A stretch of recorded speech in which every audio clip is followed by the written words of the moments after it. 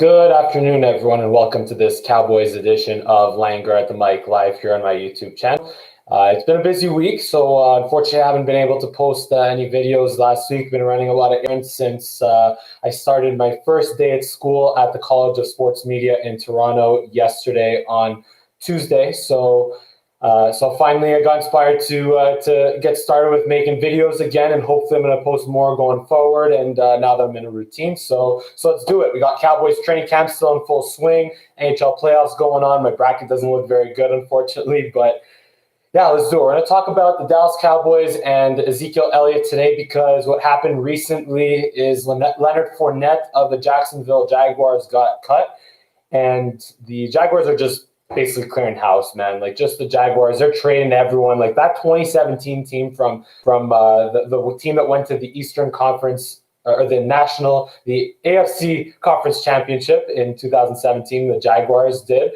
They just almost completely disassembled. You look at Calais Campbell, you look at Jalen Ramsey, you look at, Barry Church, Cowboy bias there, but you look at also Yannick Ngakoue, you look at Leonard Fournette, you look at Blake Bortles. Almost their entire core is completely gone from that team. So they're in full rebuild mode. And that's why I want to talk about Ezekiel Elliott today, because there's a whole debate of, do running backs matter in the NFL? Does having a franchise running back and spending a first-round pick in the NFL on a running back matter? Is that a good idea to do so? And what makes them matter? And I'll be honest, that's not what this video is about. I can make an entire video on that another time, but today I want to focus on what Ezekiel Elliott's role, who's right there, by the way, Ezekiel Elliott, what his role will be in the Dallas Cowboys offense in 2020.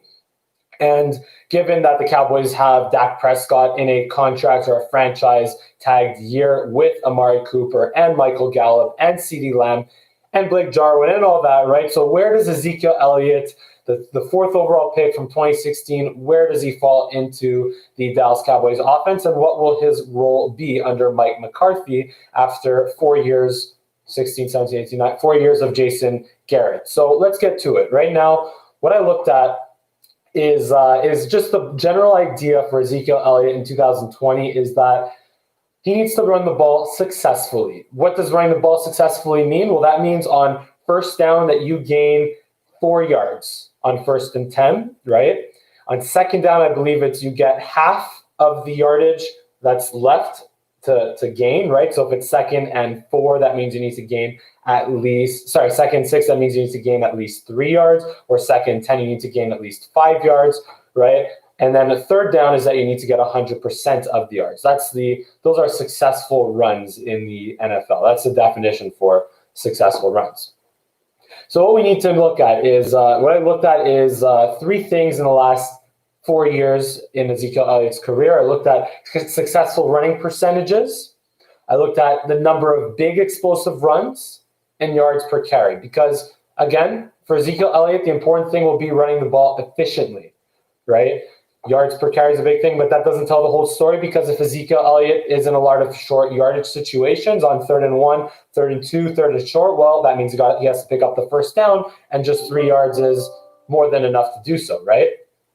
So running the ball efficiently and also being a difference maker because of the cap hit that he occupies on the Dallas Cowboys on the Dallas Cowboys roster, right? His new contract.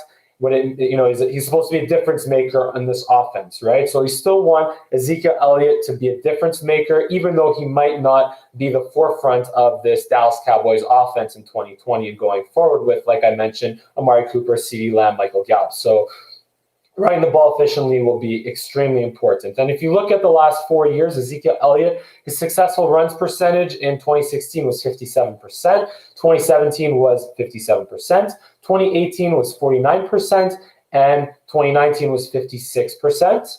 His big runs in those 4 years were 14 big runs, so explosive runs being runs, rushing attempts that are greater than 20 yards. 20 yards or greater. So in 2016, Ezekiel Elliott had 14 runs of 14 yards or greater. In 2017, he had 5. That was a shortened season due to the 6-game suspension. But 2018, he had 11, and 2019, he had 4. in a full season. He had only 4 explosive runs last year. And now let's look at his yards per carry. So in 2016, Ezekiel Elliott had 5.1 yards per carry, a career best in his rookie season at 322 attempts. In 2017, he had 4.1 yards per carry in 242 attempts. Again, in a shortened year because of the suspension. 2018, he had 4.7 yards per carry in 304 attempts. And 2019, he had 4.5 yards per carry in 301 attempts. So what we're seeing right now is that Ezekiel Elliott is running the ball with relative success, between 49 to 57% in terms of successful runs. And also, we're looking at a pretty large fluctuation in terms of explosive runs. In the 3 full seasons, we'll write off 2017 for that, but in the 3 full seasons that he played, he had 14, 11, and 4 respectively. And we're also seeing a high volume in terms of carries. And that's one thing that Jason Garrett and his offense and Scott Linehan also in their offense preached was, just run the ball, right? We're going to do what we do. We're going to run the ball. No matter whether there's 5 guys in the box or 8 guys in the box or 11 guys in the box, we're going to run the ball and whatever. And that's what we're going to do. We're going to do what we do, right? So that's kind of demonstrated with those numbers because, look, Ezekiel Elliott still ran the ball very well, right? And the yardage was off the charts, but we're not going to look too much at the yardage today, right? Just a little bit, but not much. The focal point more is running the ball efficiently, which in the last, 2 or 3, I would say more 2 or 3 years, Ezekiel Elliott didn't run the ball as efficiently as you'd like him to with his contract and the fact that he's a 4th overall pick. And even with Michael Gallup, CeeDee Lamb, and Amari Cooper, I figured out a way that we can do that. So let's get into that right now. So considering that a successful offense or a high-powered offense in the NFL nowadays, I looked at the Baltimore Ravens, Kansas City Chiefs, even Atlanta Falcons, LA Rams from a couple years ago, right?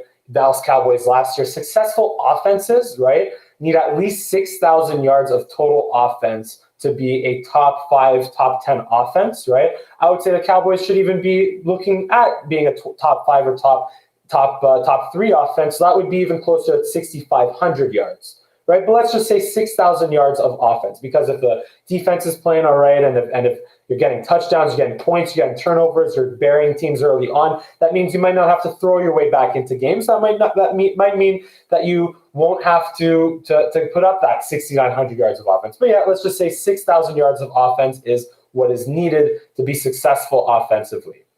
Let's say 4,000 to 4,500 yards of that goes towards passing. All right, so that means so Dak Prescott had a career year of, I believe, 4,748 yards, whatever it was, passing last year. We can look that up. Yeah, 47. The Cowboys had 4,751 yards passing last year, right? So it doesn't have to be that, because that means the Cowboys are behind and have to throw their way back into games, which we don't necessarily want if they're to have a successful season. What we do want, though, is still that 4,000 to 4,500 range. And also considering the fact that 3,000 of those 4,000 to 4,500 yards has to go to Dak, Amari Cooper, and CeeDee Lamb, right? So that leaves around 1,500 to 2,000 yards rushing to be had between Ezekiel Elliott and Tony Pollard. So based on what we covered so far in terms of successful running percentage, explosive runs, and yards per carries, right? I did the math and figured out that Ezekiel Elliott's expectations this year has to be a successful run percent of greater than 56%, or greater than, let's say 55%, greater than 55% in successful runs. And we need to see a yards per carry of at least 4.8. And big runs, and we'd like to see 8 big runs. So 8 game-breaking runs or explosive runs from Ezekiel Elliott would be nice this year, considering the fact that he had 11 in 2018 and 14 in 2016. We'd like to see at least 8, maybe even I'd push it to 10 big runs or explosive runs from Ezekiel Elliott this year in 2020.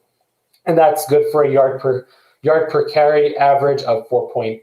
And also, I didn't mention touchdowns yet, but if the Cowboys are moving the ball well, you want to see Ezekiel Elliott run the ball into the end zone, of course. So we want to see at least 10 touchdowns from Ezekiel Elliott, which is pretty good, pretty fair, considering that he had 15 touchdowns in 2016, 7 in 2017 in the shortened season, 6 in 2018, and 12 in 2019. So you can even push that expectation up a little bit to, let's say, 12 or 15 touchdowns at least from Ezekiel Elliott. And that would work out even at 4.8 yards per carry, right? If I did my math correctly, I'm just going to verify that real quick. I have 1,000 yards on 250 carries. So if I do the math there, 1,000 divided by 250, right? That's right 4 yards per carry on the dot, which I don't think is enough. We want to see 4.8, right? And that would still be well over 1,000 yards on 250 carries. Now, I'd also want Ezekiel Elliott to get the ball a little bit less than he has in recent years because he's on a long-term contract, right? And for running backs, you don't want to run him into the ground right now. The Cowboys can't afford to, right? And you also have Tony Pollard as a backup who is good for at least 125 carries. Tony Pollard, who had, I think he had under 100. Going to look that up real quick. Tony Pollard had under 100 carries last year. Just confirming that. He had, where's that? We're just looking at that quickly, my bad. He had only 86 rushing attempts last year in 2019, his rookie season. So he's good for at least 100, maybe even 125, ideally a 2-to-1 ratio between the carries that Ezekiel Elliott has and the carries that Tony Pollard has.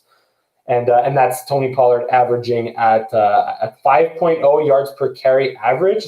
Tony Pollard with 125 rushing attempts could be good for 625 yards, which is more than enough. So again, end of the day, expectation for Zeke is greater than 56% running percentage, big runs more than 8, yards per carry over 4.8, touchdowns over 10 rushing touchdowns. That's the bare minimum that we need from Ezekiel Elliott this year. And if we do the math on that, 4.8 times 250 is 1,200 yards rushing. So we looking at the efficiency versus first. We look at the efficiency first over the total yardage, right? And then Tony Pollard also in there can chip in for 625 yards or so on 125 rushing attempts at an average of 5.0 yards per carry. And that would fit in very well for around the 1,500 to 2,000 yard range, 15,000 to 200 yard range of the 6,000 yards of the Dallas Cowboys total offense. So that's the study I wanted to do today on Ezekiel Elliott and the Cowboys running game, the expectations, set them for Zeke and also the Cowboys running game for this year in 2020. I'd like to think that we'll see a lot more change, a lot more different running styles under Mike McCarthy compared to the we're going to run at you, we're going to run with 12 personnel, 2 tight ends, 1 running back on the field, and whether there's 8 guys in the box, 5 guys in the box, 7 guys in the box, 10 guys in the box, we don't care. That's the Jason Garrett mentality. I'd like to think that would change under Mike McCarthy, and that we'll see, again, a lot more changing running styles and more efficient running from Ezekiel Elliott, because that's what we really need at the end of the day. And then, again, that still begs the question for another video or another time is, do running backs matter? That could be a whole video in itself. Going on a picture there. That could be a whole video in itself, and that will be for another time, a bit pressed for time here. So that's it for today's edition, this Cowboys edition of Langerr at the Mic Live. Thank you for watching, and I hope to see you again next time. And of course, subscribe to my channel if you like my commentary, and give me a follow on Twitter. Description and links are in the description below. So thank you again for watching, and we'll see you next time.